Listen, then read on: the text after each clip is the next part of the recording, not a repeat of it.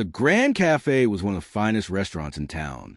Known for its elegant ambience, crystal chandeliers, and high-end clientele, it was a place where only the wealthy dined. Ethan, the young, ambitious waiter, had worked there for 2 years. He was good at his job, but arrogant and judgmental. He believed that only rich, well-dressed customers deserved good service, and he often ignored or treated poorly anyone who didn't look wealthy enough. One chilly evening, as the restaurant buzzed with wealthy diners enjoying gourmet meals, the door creaked open. A frail old man in a worn-out coat entered. His clothes were slightly ragged, his shoes scuffed, and his hands showed signs of age and hardship. The moment Ethan saw him, his nose wrinkled in disgust. "Great," Ethan muttered under his breath. Another homeless guy looking for free food. He hoped the man would leave, but to his dismay, the old man walked to an empty table and sat down. Other waiters avoided him, waiting to see what Ethan would do. Sighing dramatically, Ethan grabbed a menu and stomped toward the table. "Excuse me, sir," Ethan said, his voice dripping with sarcasm. "Are you lost? This is a fine dining restaurant, not a soup kitchen." The old man looked up with kind, tired eyes. "I would like a meal, please." Ethan scoffed. "And how are you planning to pay for it? Meals here aren't cheap." The room grew quiet as other diners turned to watch. A few whispered among themselves, uncomfortable with Ethan's rude behavior. "I can pay," the old man said, reaching into his coat pocket. His hands trembled as he pulled out an old, worn leather wallet. Ethan chuckled. "Oh, this should be good." He snatched the wallet from a man's hands and opened it. Inside, there were a few wrinkled dollar bills and an old, faded photograph of a young man in a military uniform. Ethan laughed. "This won't even cover a side dish. Maybe you should try somewhere cheaper." Embarrassed, the old man reached out for his wallet, but Ethan pulled it back. Some diners gasped at his cruelty.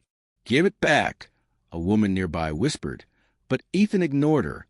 The old man sighed and stood up. "Perhaps I made a mistake coming here." Ethan smirked.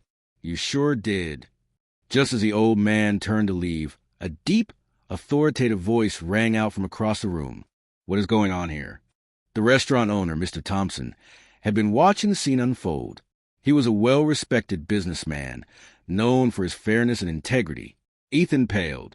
"Sir, I was just explaining that this man can't afford to dine here."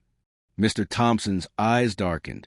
He stepped forward and took the old man's hand with great respect. "It's been a long time, General Lawson." A collective gasp echoed through the restaurant. Ethan's heart stopped. "General, who?" Mr. Thompson turned to the diners.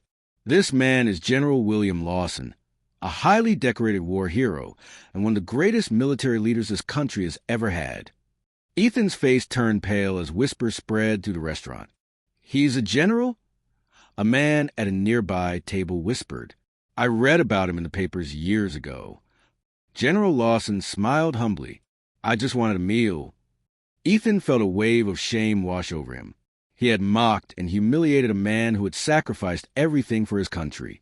"Sir, I had no idea," Ethan stammered, his arrogance melting into panic. "I'm so sorry." Mr. Thompson glared at him. "Not only did you disrespect a customer, but you humiliated a man who has done more for this country than you could ever imagine." Ethan lowered his head. He wanted to sink into the ground. "I don't want an apology," General Lawson said kindly. "I only hope you'll learn to treat all people with respect." Tears stung Ethan's eyes. He had let his arrogance blind him. Mr. Thompson turned to the general. "Please sit. Tonight, your meal is on the house." The general smiled. "That's very kind of you, but I would like to pay. I never take what I have not earned." With that, he pulled out a gold-plated credit card and placed it on the table.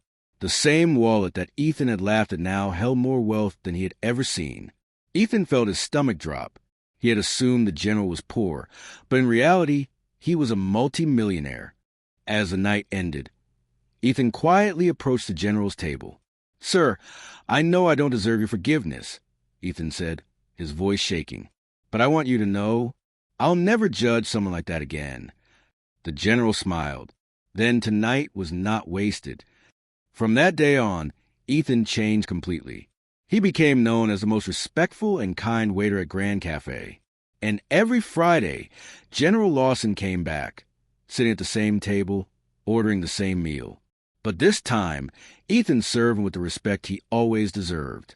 The end.